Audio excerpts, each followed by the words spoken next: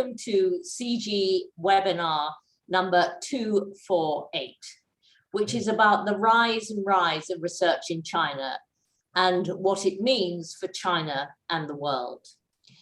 I'm Professor Claire Canada from UCL and Birkbeck, University of London, and I'm Deputy Director of the Centre for Global Higher Education. Now, I think today's speakers need little introduction, but I'm still delighted to introduce Simon Marginson and Xin Xu. Simon is Professor of Higher Education at the University of Oxford. He's Director of the ESRC-funded Centre for Global Higher Education. He's Joint Editor-in-Chief of the journal Higher Education and lead researcher with the Higher School of Economics in Moscow. Simon's research is focused primarily on global and international higher education, the contributions of higher education and higher education as a public good, the global science system, and higher education and social inequality.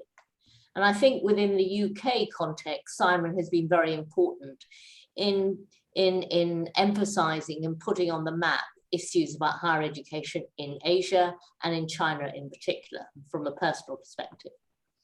Xin Xu is a research fellow at the Centre for Global Higher Education in the Department of Education and a junior research fellow at Kellogg College, University of Oxford. Previously, she was an ESRC postdoctoral fellow at the University of Oxford, where she completed her PhD as a Clarendon Scholar on the internationalization and evaluation of humanities and social science research in China. Now, before I ask Simon to open the webinar, just a few housekeeping points. First of all, this webinar is being recorded and it will be posted online on the CG website in due course. A transcript of the chat function conversation will also be posted. Now, please keep yourselves mute unless you're asked to speak or ask a question. There's no need to have your video on during the webinar, but please do so when asking a question. We recommend using speaker view so you can more clearly see who is talking. Now, if you want to ask a question, please use the chat function and write out the question that you wish to ask. And at the end of the presentation, if your question is selected, you'll be invited to ask it yourself directly. So please turn on your camera, ask your question, unmute yourself, and state your name and where you're from. I'll now pass over to Simon to start today's CG webinar. Thanks so much. And thanks, Claire. A pleasure to see so many familiar names in the participant list today. And hello to everyone. An important topic, I think, China. And for those of us from the Euro-American world, it's still taking some time to get used to the idea that it's not our world anymore. It belongs to everyone, but in particular, East Asian civilization is going to become a very, very large part of things in the world to come. And it has been with Japan, especially as a major world player for a century, but with China now in the mix and Korea and others as well. It's very much the East Asian century, but it's also, I suspect, the South Asian century to come as well, with the demographic and economic giant India coming in behind China as a major force in the world. The world is changing, and it's changing, I think, for the better in the sense that it's a more plural world now. I mean, in science, for the first 4 decades or so after World War II, science and technology was sustained mostly by a handful of countries in North America and Western Europe, plus Soviet Russia and Japan. But from the 1990s onwards, we've seen a growing number of middle-income countries establishing their own science systems on a self-reproducing basis. Science networks have grown enormously rapidly worldwide and in a process of exceptional dynamism, conditioned by almost 40 years of high economic growth. China has built the world's largest university and science system from a very low level of infrastructure. Now, the world, I said the world is changing, and I think, we need to understand the rise of China in science and in general as part of this larger sort of centrifugal process. I mean, it's now obvious that there's more than one kind of modernization. In the global setting, countries closely affect each other, yet the common Western homogenization that used to unify the world from the 90s and onwards is now beginning to recede.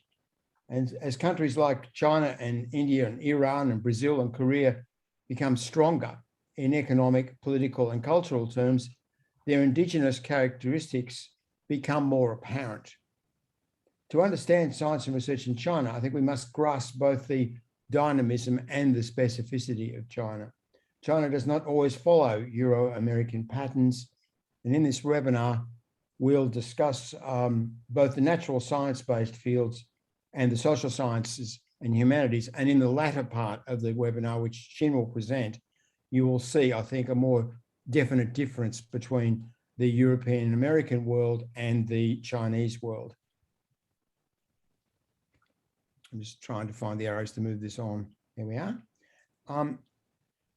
After the devastation of the Cultural Revolution, Deng Xiaoping, as the paramount leader for a decade or more, set out to rebuild science as the key to modernization. This was a personal project for him. He used internationalization to drive accelerated development in science, not to borrow, but to guide the creation of China's own capacity in original science. He depoliticized science. That was a very important move. He argued that knowledge was universal. It could be used by all classes, all contending forces. The important point was that China needed to use it. And to do that, it needed to be depoliticized. China's great good fortune in science was timing. Soon after the country set out to build a world competitive science system, as you can see, not a rapid process, takes a generation or more, even at an accelerated rate of development. When China set out to do that, though, world science itself was opening up and growing very rapidly after the development of the internet around about 1990, and then the rapid network globalization that followed. So China's growth in science caught the wave of world science as it became a worldwide network system, and that carried China's development more rapidly as a result. China, though, opened itself to these world tendencies very effectively. It encouraged the outward mobility of students and researchers for training. It fostered global publication and co-authorship by Chinese researchers. It fostered collaboration with foreign scientists, particularly in the United States.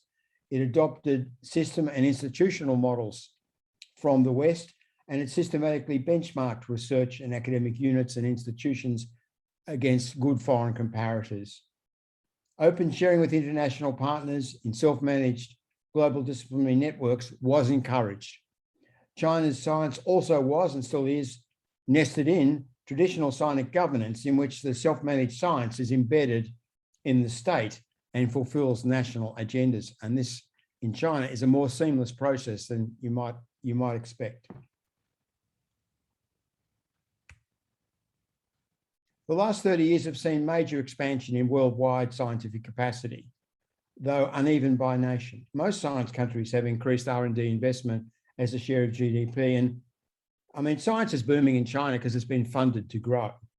Total R&D investment in higher education in China in 2018 was 41 billion American at current prices, which is second only to the US at 74 billion. The GDP percentage in China is increasing each year still. I think we'd all like to have a university budget that kept increasing for 40 years. Well, I think that's what's been happening in China. Now, China has built scientific capacity from the top down in many ways. The national government takes responsibility for funding and governing the designated leading research-intensive universities at Tsinghua and Peking universities in Beijing, Zhejiang University, which is pictured here, Shanghai Jiaotong, Fudan, Nanjing, Nanda, Harbin Institute, and others. Now, these universities have been successively fostered in the 2011, 211, and 985 projects, which began in the 1990s, and the Double World Class project, which is focused on both selected whole universities and also discipline groups in a larger group of universities. And that began in 2017.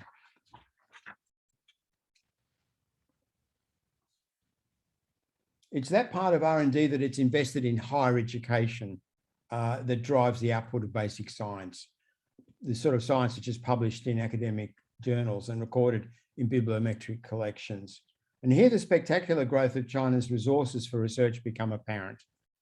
Over time, the scale of the graph of R&D in higher education multiplied by 10 times in real terms, that number 10.24, that's over 18 years. The budget for research in higher education multiplied 10 times. Again, we'd all like to work in that university, wouldn't we? Now, China's science paper output, which is the shaded part, rose lockstep with the increase in funding, as is often the case when you look at national data. Funding is usually proportional to paper output and vice versa. There's a lag of about 5 years between new investment in science and growth in published science. And the effects of the most recent increases in funding have yet to show themselves as increases in outputs, but you can be sure that those effects are in the pipeline, and China's output in 5 years' time will be much greater than it is now. Now, China's number of science papers passed the US in 2016, and China's growth has coincided with 5% annual growth in world science as a whole. China's increase in the proportion of papers that involve international co-authorship has increased, along with an increase in the world share, which has now reached 23% of all papers in 2018. So in that sense, China's gone with the flow, but it's gone with the flow at a more accelerated rate than the rest of the flow. And the way China has done this is to judiciously manage a double act, which is increasing international collaboration, especially in targeted areas, while also building national science capacity. And other countries have also done this. Korea's done this to a degree. And by doing this, China's able to work both ends, the international collaboration and the national capacity building, so they synergize and they help each other. With whom do China's scientists collaborate internationally? Well, the table there on the right-hand side shows you which countries that China co-authored more than 5,000 papers with in 2018. There are 4 Anglophone countries and 4 others. And the US-China co-authorship multiplied 26 times over a 22-year period, 26 times between 1996 and 2018. And at 55,382 papers in 2018 was much the largest of the country-to-country pairings in world science. So that collaboration is now in question. Now, so far I've been talking about science quantity. What about science quality? Well, there's no really unambiguous measure of quality, but citation indicators are often used at this point. I mean, the use of comparative citations as proxies for paper quality is fraught, and there's a whole literature around this, but citations can't provide a single standardized currency or system for valuing knowledge or its creators, but citation data are measures of connection and potential influence. If they don't measure value, they do measure recognition of knowledge. This graph looks at the US, UK, and China comparison on a discipline by discipline basis. And it's all about the proportion of all papers in a field which are in the top 1% by citation rate, the most sought after cited papers. Now, China's researchers produce a higher proportion of top 1% papers than those in the US, only in one field, which is mathematics. Only in that field is China stronger on this citation indicator. The social science data there are a bit of a blip because there's a relatively low production of global social science in China, as Xin will discuss. But China has advanced its position in all those discipline groups. It was much lower. Its overall proportion was only about 1/3 of a percent, about 0.33% of all papers were in the top 1%, which is the average. In the world average is 1% of papers in the top 1%. 0.33 was very low, but China's now, in the last count I saw, 2016, it was already up to 1.15. So it's above the average point and going up in the STEM disciplines in particular.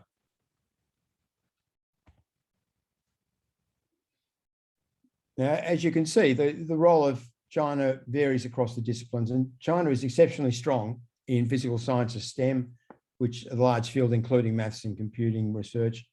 It has over 40% of all papers in that double category in 2018, twice as many as the US. The graph presents the world top 100 universities in each of these three groups by their citation performance, by the number of top 5% papers that they had in the 2016 to 2019 period. In physical sciences and engineering, which is on the right top side, China had 43 universities in the top 100.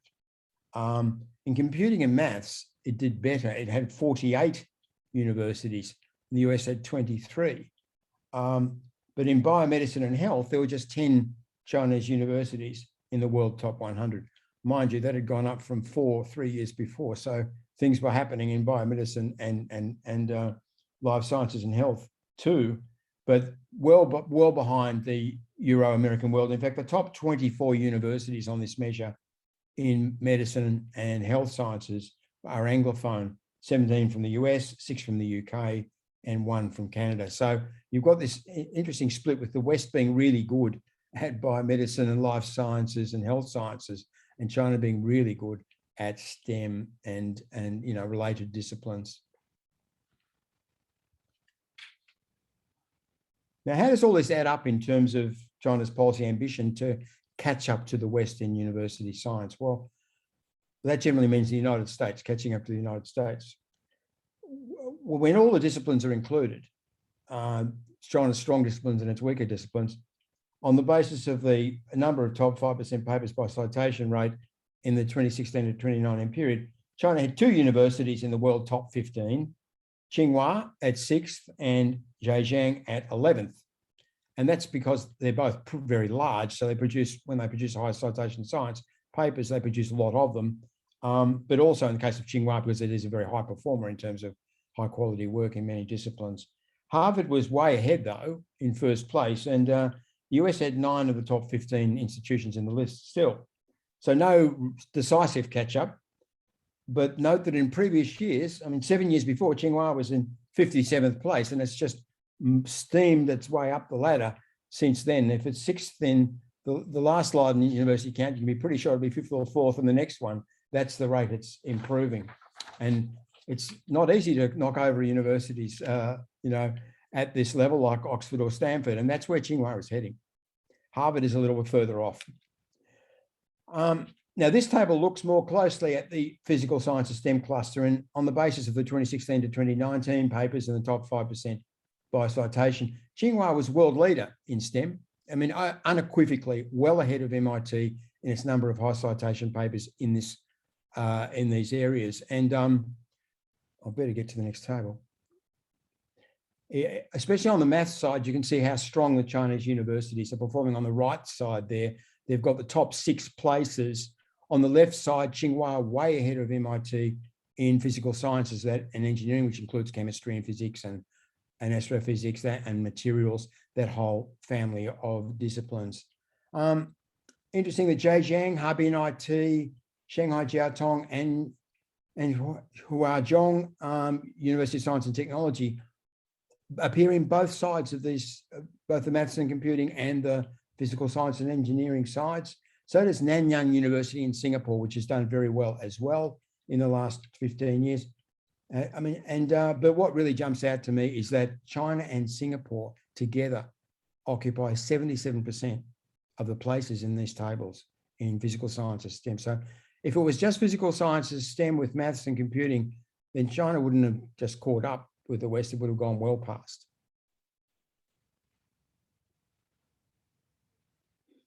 But where I think it really, the dynamism stands out is the rate of improvement.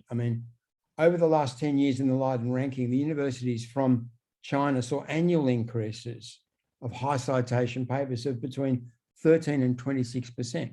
Now, if you're going up at 20% a year, your number of high citation papers, you quickly move from 50 to 500.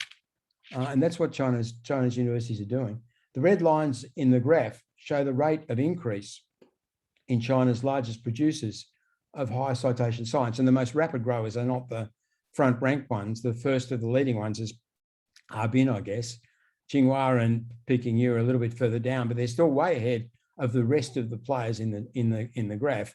The Singapore ones, Nanyang is the top of the orange bars, and the lower orange bar is National University of Singapore. And so they're ahead of Europe and America too.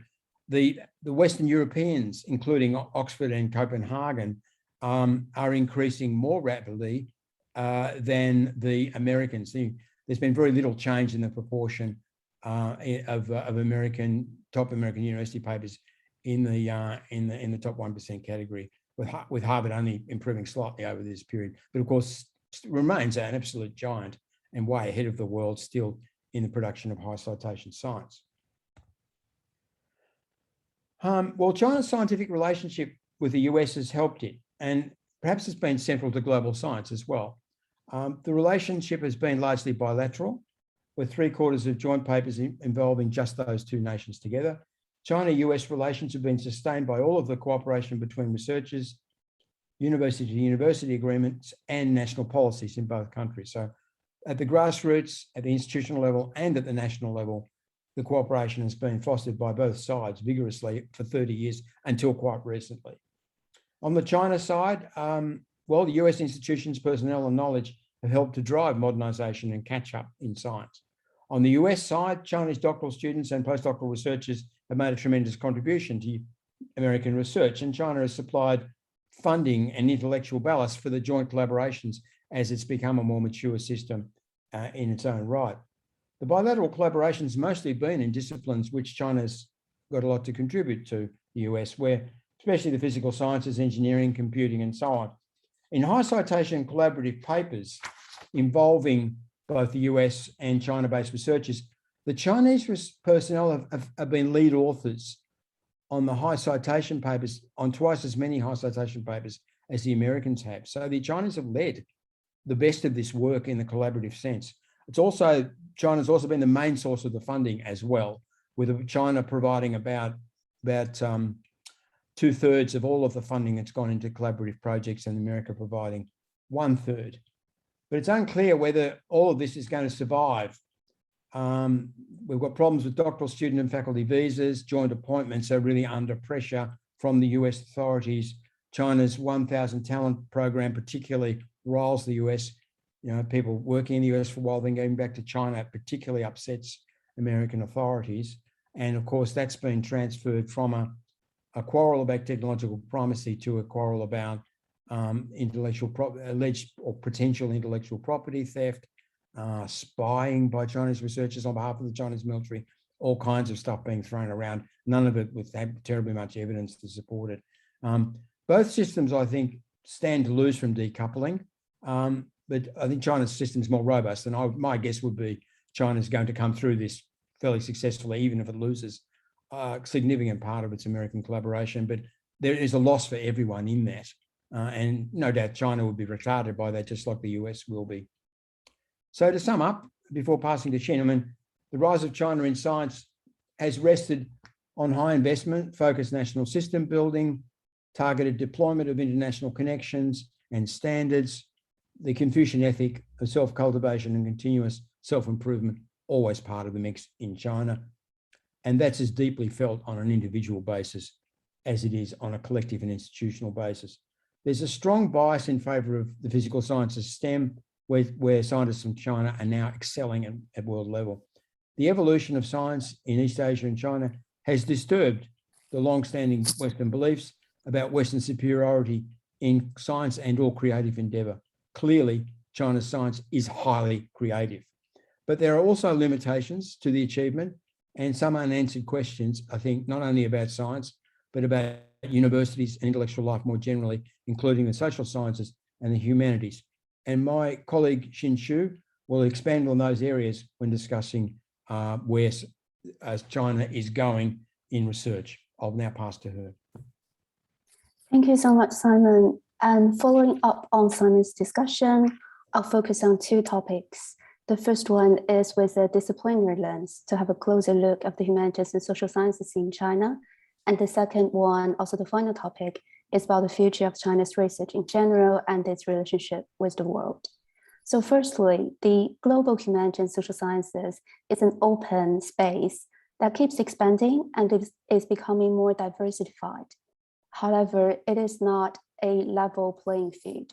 Despite becoming more plural, global humanities and social sciences are currently dominated by Anglo-European cultural frames, knowledges, and the English language. And we should note that humanities and social sciences research is different from that of natural sciences because they're deeply rooted in the locally defined ontologies and epistemologies, cultures, traditions, languages, and realities. Therefore, the domination of one particular set of knowledge will marginalize and exclude other forms of knowledges. Here we take language as an example. As you can see from the table, about 5% of the world population speak English, but English journals account for around 90% in the most influential international databases like Web of Science and Scopus. And Chinese language is spoken by around 12% of the world population, yet there are hardly any Chinese medium journals in Web of Science and only 1.6% in Scopus. English also dominates citations and translations, and this closely linked to the hegemony of Western culture. And this means that to communicate knowledge rooted in Chinese humanities and social sciences to the world, academics need to express and explain themselves in English. And this can result in misrepresentation and misinterpretation of some original ideas or the appropriation of Chinese knowledge towards Anglophone frameworks.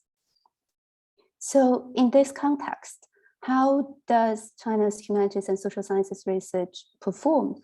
So in general, the world share of social sciences publications from mainland China is on the rise. And the research by colleagues from China also shows that China is taking leadership roles in those international publications as measured by first authorship. But China's social sciences research only constitute 5% of the world share. And this is in contrast to the US and the UK, which have above 25% and near 10% of the world share. But let us bear in mind about the unequal global context here in terms of cultural domination. And the second figure on this slide shows that since the late 2000s, there's a decrease of the proportion of domestic publications in China's social sciences. And this is coupled with an increase of the publication ratio in international index journals, namely SSCI journals. However, the total number of domestic publications still outnumber that of international publications. And so this decrease and increase is partly because of a more internationalized research culture and system in China. And it is also partly speaks to the publication incentives in Chinese higher education sector that has been in place in humanities and social sciences research since the late 2000s. And noticeably, last year, the government has issued a new policy to firmly abolish relying on SCI and in relation SSCI publication indicators for research evaluation. And this policy has drawn intense scholarly and public attention in China and internationally. However, my review of the policy documents in the past 4 decades shows that this 2020 policy is not entirely new. So this policy speaks to some of the recursing and repeating policy discourses around this issue, which intends to balance the national and the international research agendas to increase the quality and integrity of research, rather than just focusing on the increase in publication numbers, and also to encourage Chinese research to go out, meaning to have more substantial influences and contributions, and not just in forms of publications, but also in forms of infrastructure building, such as supporting scientific journals from China to become high quality international journals. And then in terms of the national discourses, I've identified 4 major themes in the policy discourses about humanities and social sciences. And one is that the value of humanities and social sciences research has been gradually getting acknowledged and honored in comparison to the natural sciences research. The natural sciences research has been the policy focus ever since China's modernization started. And the second change is that China has shifted its initial positionality as a learner to the world and particularly to the West to becoming a more proactive and responsible contributor to the world knowledges and civilizations. And the third one is a constant tensions between internationalization and indigenization. Internationalization is also often equivalent to Westernization in the Chinese context and discourses, and is coupled with the discourse of Chinization or Chinese characteristics. So what do all those terms mean? So from my understanding, the Chinization has 3 layers of meanings, which are closely related and often entangled with each other. So firstly, epistemologically, it is to respect and inherit the historical, cultural, philosophical roots of Chinese traditions. And this brings in a sense of cultural awareness to Chinese humanities and social sciences research. And ideologically, it is to uphold Marxism with Chinese characteristics, and this as a layer of political sensitivity and make it challenging and difficult to completely decouple the humanities and social sciences research from the policy side and political side. And then practically, it is to set agenda on the Chinese reality and bring impacts on contemporary China, which leads to some pragmatic orientations of Chinese research. And the final point is that the discourse do not represent a linear pathway from ideological openness to vigilance or the other way around. However, there's actually a long-standing combination of both and affiliations between them in different historical periods. Here, a relevant metaphor that is frequently used in policy discourses is to let 100 flowers bloom and 100 schools of thought contend. So this is a politically loaded metaphor used in different historical periods, but essentially it means to foster diversity and academic freedom. There are consequently areas of openness in humanities and social sciences research. However, we should also note that the 100 flowers do not grow in a vacuum, and in practice, ideological guidance always form the grounds.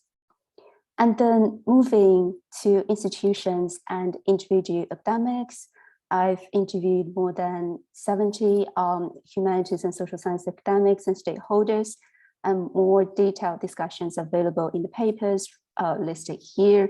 But here I want to just highlight 2 points. So firstly, there are gaps between the national policy, institutional practices, and individual understandings and practices. And the discourses do not always mobilize like easily and frequently, freely across different stakeholders. And secondly, there are 4 sets of tensions at the institutional and individual levels, some of which correspond to the national ones. They are tensions between internationalization and indigenization, quality and quantity, academic integrity and instrumentalism, and equity and e-equity. So in particular, Chinese academia is not a single entity. It is highly stratified. And same as other systems, there are differences across institutions, disciplines, and different stakeholders. So the final discussion is about the future. So what follows are some observations and are open to discussions. So firstly, the ongoing geopolitical influences and wider global changes will have continuing impacts on research in China and its relationship to the world. And secondly, there'll be ongoing international collaborations, not just with the US, but with partners from the so-called Global South through initiatives such as the Belt and Road Initiative. The nature and sustainability of such partnership are open and up to discussion and observation. I also want to draw your attention to China's role in the regional collaboration in East Asia. As you can see in the table here, China is top collaborator for all East Asian systems, and as well as the top collaborator from East Asia with other top performing countries in the international science. And thirdly, the issue of academic freedom and university autonomy will always be on the agenda when discussing about Chinese research. And this has been complicated by the rising policy rhetoric about national security in major Western countries. Problem is the historical roots and understandings of an manifestation of academic freedom can vary across contexts. And here the Chinese case may be more complex and also may not be easily be benchmarked to the Western standard. And in relation to the West, modern Chinese higher education and research have been tremendously and profoundly influenced by the West. This still persists nowadays due to the continuing colonial imaginary white supremacy and Anglo-European domination in the global higher education. This is not going to end in the near future. However, the Western influences have been and will be integrated with the Chinese frameworks and previously discussed about the internationalization and indigenization. And last, the rise of research in China is part of the pluralization process of global research. And China's focus has been shifting from being seen and learning from the world as judged by the Western standards to demonstrating influences and highlighting originality and integrity and contributions. And this is particularly true to the humanities and social sciences research. And finally, moving beyond the grand discourses, what about individuals? And here I focus on 4 groups, but we should note that there are large differences within each group and there are other individuals relevant but not discussed here. So for Chinese researchers in China, they can keep experiencing like the hybridization of international and national or local orientations in their research. And particularly for those researchers who have been actively engaging internationally, the internationalization engagement won't be stopped. And however, researchers in China also will continue to face the tensions as discussed, including pressure to publish and unfair treatments. Another group of researchers in China are internationals. A recent project Dr. Giulio Marini and I conducted shows that China is becoming more and more attractive to a new generation of international academics. They moved to China to take on long-term and full-time faculty jobs. And this is in contrast to the previous generations of international academics who just stayed in China for short-term or only teach foreign languages. And China's attraction to this new generation lies largely in the prospect of academic development and research prosperity. And this trend may persist, but we'll see what the future will be going.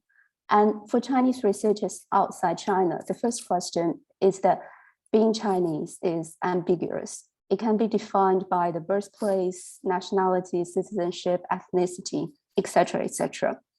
So this is a quite loosely defined group.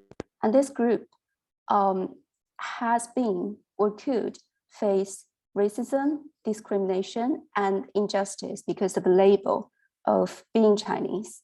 A recent example is that scientists of Chinese descent in the US have reported much higher ratio of feeling fair and anxiety, feeling being racially profiled by the US government, and feeling have to have challenges getting funding or in professional development because of their race, nationality, or country of origin. And the final group is international researchers outside China, but works about or with China. So in particular, China scholars research has been getting more attention. I mean, after all, the world does not know China as well as we know about the US, for instance. However, China scholars also face increasing dilemma of having to take sides, especially politically, And the pressure comes from many directions, not just from the US or China or other national governments, but also from different academic communities and the public. And academic research and discussions about China can be entangled with geopolitical tensions, nationalism, and racism discourses. And several issues can only be discussed within certain predefined frameworks. So it is increasingly difficult to discuss about China in a neutral and open manner. And then for international researchers working with China, as Simon commented, the collaboration and engagements are continuing, but we also note that there are pressures and challenges. So the future is yet to unfold. And with this note, we'll end our presentation today. Thank you all for listening, and we welcome your comments and discussions. That's absolutely great. A really splendid double-hander from Simon and Xin. That's excellent. Thank you. So we've got questions coming in the chat function. Let's start off with Phil Orbach. Phil, would you like to switch on your mic, switch on your camera, and you beat us to it, and ask your questions. Thanks, Phil. And he's got 2 questions, and why not? That's his privilege. Go ahead, Phil. Thank you very much. And thank you both for a really stimulating and interesting presentation. And I have found it so valuable to have you guys elucidating, what's going on in China and providing very interesting perspectives on it. So actually, I have 2.5 questions, and they're kind of separate ones, and you can figure out which of you would like to answer them. One is about English. You mentioned correctly that 5% of the world has English as their native language, but English is the largest second language in the world, and by most, according to most analysts, the only really international language. Does that make any difference? And how do you interpret that? To me, the 5% is less salient in the academic area than the broader one.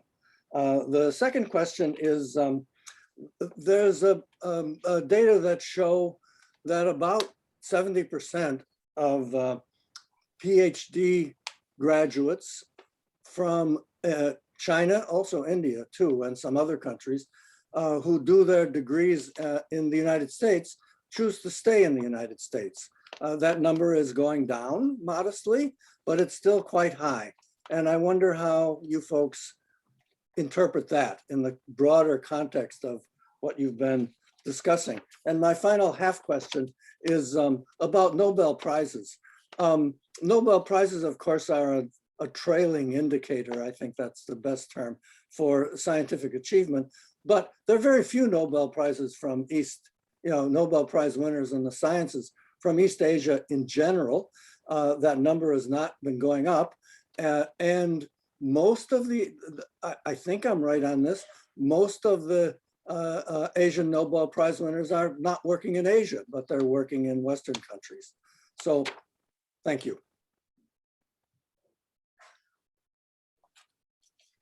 Claire, I might suggest that, I'll pick up the Nobel question and maybe say something about English, and leave Xin to maybe handle returnees and say something about English as well, because that's a big question.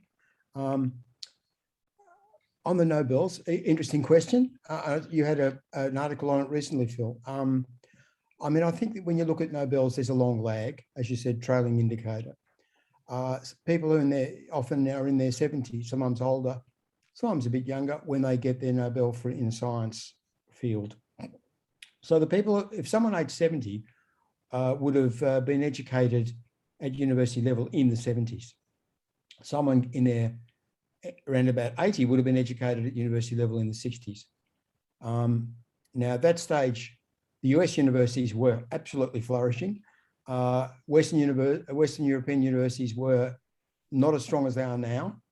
And China's universities were going through the terrible pain of the Cultural Revolution, and they were a very, very small proportion of the population. in terms of student numbers, and faculty were, if they were not being handed out politically, were quite constrained in what they could do. So when Deng Xiaoping stepped in to start to fix science beginning in the late 70s, he was starting from the ground up in a lot of ways, although the brains were there, the infrastructure wasn't, and so it all had to be created.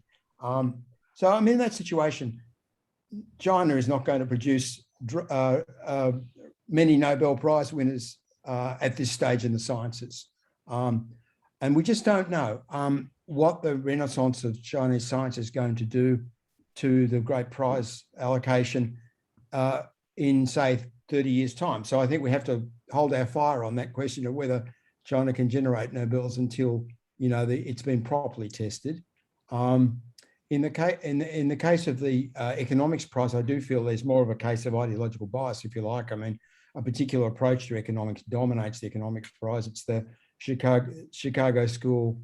It's not just American, but it's predominantly North American approach, not the, you know, the more social market inspired approaches in Europe or Italian political economy that prevails in the mainstream of economics. And economics is ruthless about weeding out its, you know, ideological unorthodoxy. And the economics prize is financed by the Swedish central bank. It's not foreign. It's not a pure scholarly prize. So I feel with the economics prize, there is a bias issue and a cultural bias issue, but with the science prizes, we just have to wait and see. But I think it's a good question to ask, you know, where can the really, really important and stellar scientific breakthroughs occur? I mean, I suspect that China is going to do quite well further down the track at that level, but it's a long way off and it's not really tested yet. On the question of English, I mean, I'm sure English is going to remain the single global medium for some time to come. I think the issue here is whether English is also the only language in which you can produce credible work. So the question of medium is one thing, but the question of value is another. Now, the fact is that we use English as a common medium worldwide, which of course is an advantage to English speakers. But the worst thing about that is not so much the fact that we have a common language, which for some people it's a first language and others it's a second or third language. It's the fact that no work done in any other language gets translated into that common medium. The pattern of translation is negligible. Most of it is from English to other languages, not from other languages to English. So all this knowledge is produced in Chinese or French or Russian or Korean or Vietnamese or Hindi, you know, or Spanish or Portuguese. All this knowledge that's being produced is not being brought into the common conversation.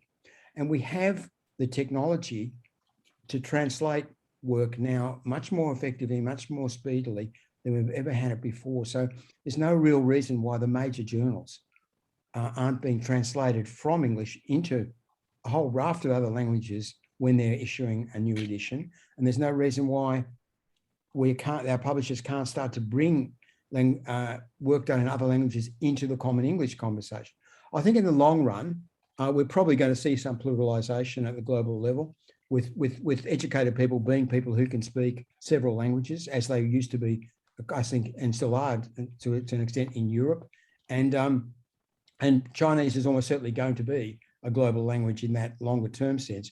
Probably Spanish and Arabic would be other quite likely claimants for a global role.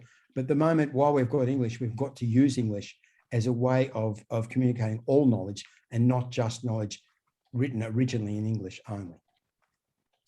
Perhaps if I hand it over to Xin for the rest of it, Claire. Yeah, Xin, do you want to add to it? Yes, so thank you, Simon, and thank you, Philip, for your questions, really good questions. And on the follow-up on the English, I think Simon has covered like really good grounds already. I just want to add that English language is the lingua franca in the global science, which is not, I don't say it's going to be changed in the near future, but the thing to critically review is perhaps a sense of supremacy as associated with the English language, and also the sense of hierarchies behind the languages and the judgment of values of different knowledges based on the language. And then on your question about doctoral graduates from China, yes, that is still the trend. I think that the US is still the dominating and the most predominant doctoral education system and world leading in that way. But in the Chinese case, there's increasing number of doctoral students educated in the US and Western countries, like coming back to China and to work there or take on like academic jobs if they work in academia. And also there's also a trend of international doctoral students coming to China to take on to get doctoral training. So that is perhaps another trend that we're observing for the future. Great, thank you very much, both of you. Okay, the next question is from Emmanuel Pichot. Emmanuel? Hello, everyone. Hi. Hi, my camera has a problem, sorry. First, thank you very much for this content and for these data. I just want to ask you, do you know if China has some big science publishers like Springer or Elsevier in the Western world? Maybe they have some big ones like that. And I've also heard that Chinese publishers are not only publishers, you know, some are just real estate companies. They just have publishing activity, but it's not the main activities of these companies. So my question is, did you study this aspect of science in China? I think it's interesting. Thank you. I'll leave that to Xin, I think. Okay. Okay, I'm happy to take that. And thank you, Emanuela, for the question. It's really interesting. I mean, I don't do extensive research on this, but based on my understanding and existing knowledge, there are like big publishers within China, and there are different types of them. Some of them are state-owned, some of them are attached to the universities, like university presses, and mostly are like with the like top level research intensive universities like Peking University and Tsinghua University. And those publishers publish really rigorous academic publications. And there are also commercial publishers. However, the observation is that none of the publishers have been really internationally influential. And for the like academics in China, and then for the journals in China, when they try to become internationally indexed and internationally recognized, they go to international publishers such as Springer, and then to affiliate with them and to work with them. So that's the current situation in the publishing industry, from my understanding and knowledge. Okay, thank you very much. Another question for you from Victoria Strudwick. Victoria? Yeah, thank you very much for a really interesting presentation. Sorry, would you like to introduce yourself? I should be saying Yeah. this to other people. My apologies. No problem. So I'm from the University of Warwick, and I manage some of our partnerships in China. I wondered to what extent you think the restrictions on academic freedom in the humanities and social sciences might tend to cap China's overall potential for leading the world in finding research solutions to challenges like the Global Sustainable Development Goals, which are interdisciplinary in nature. We talked a lot about the metrics for individual disciplinary performance, but I wonder what your view was on the potential of China to dominate the interdisciplinary stage. Good question. Yeah, so perhaps I can make a start, and Simon, see if you would like to add something. So thank you, Victoria, for the question. So firstly, I think the question speaks to the differences of the humanities and social sciences research in terms of the like orientations. As mentioned, there's a strong, like long-lasting intention of focusing on national agendas and local agendas as in contrast to the international ones. And here the international agendas may be having difficulties of being translated into the realities and studies. And in particular, the discourses of those issues might be different. So the sustainability, like SDGs, may not be as easily like comparable to the discourses as in the Chinese academia. So this is not just about literal translation, but how the concepts are adopted. For instance, there are like Chinese notion of the environmental sustainability and environmental development, but they are not the same kind of set of rhetorics that we use for SDG.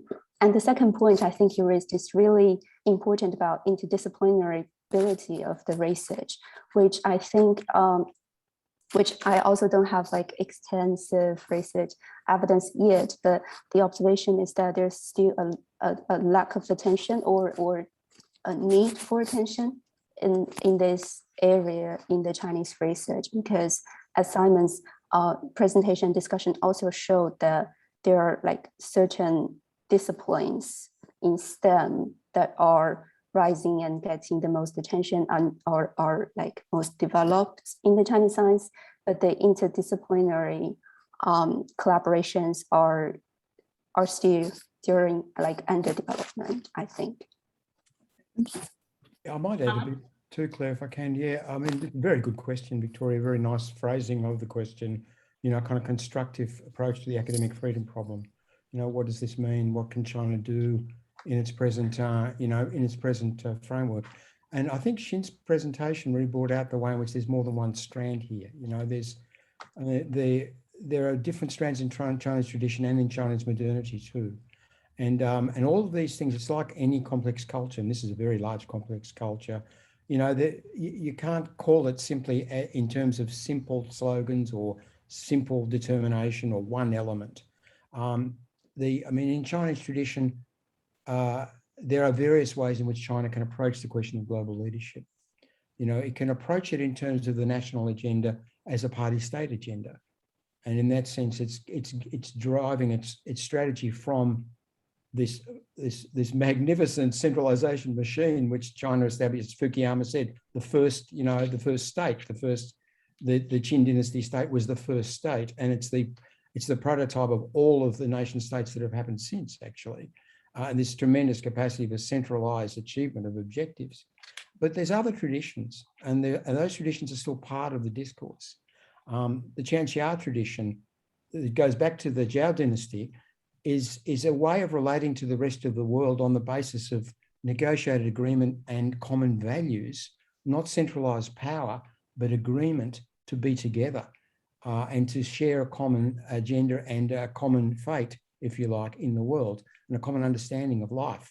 Now, that was so powerful that it remains a key idea and was one of the drivers of Qin centralization, the desire to reestablish on a stable basis this kind of agreement. Now, that's very different to a centralized notion, but it is a notion of a broad-based, comprehensive approach to social organization, not a narrow Western liberal state, you know, which is separated from the market and separated from the private sphere and separated from civil society, but a comprehensive idea, but a relational idea which is flatter and less coercive. So that idea is there as well. And at international level, you can't be a dictatorship, can you? You can't rule the world this way. So it doesn't seem to work very well when it's tried. And I think China's smart enough to know that no one would be seeking to approach the problem of worldwide relationships through that framework. So you're back with the Qianxia idea. That's the only way that China has of imagining how it relates to the rest of the world, not through a kind of neo-imperialist style, not through having, you know, bases in 70 countries and 800 of those bases like the United States has, but through negotiated agreement. So I think that's if you like, that's the part of China to try to connect to for the rest of the world, to try to evoke the Qianxia idea. And I think out of that, we can get a better outcome than we would through a kind of war of nation states against each other and then a multilateral settlement between them, which is not going to hold. Thank you, that's fascinating. Great. Well, thank you, Simon. My apologies to others who I had hoped would be able to have asked their questions, but I don't think we have time given the hour. Can I just thank both Simon and Xin for a really tremendous seminar. Our next webinar will be on Thursday, and it's looking at migration through university, international students' migration journeys in Japan, and you can register on our website. So once again, thank you to the speakers. Thank you for such a great audience and for all your questions, and apologies to those people who unfortunately we didn't have time for their questions to be asked. So thanks a lot. Take care. Bye-bye.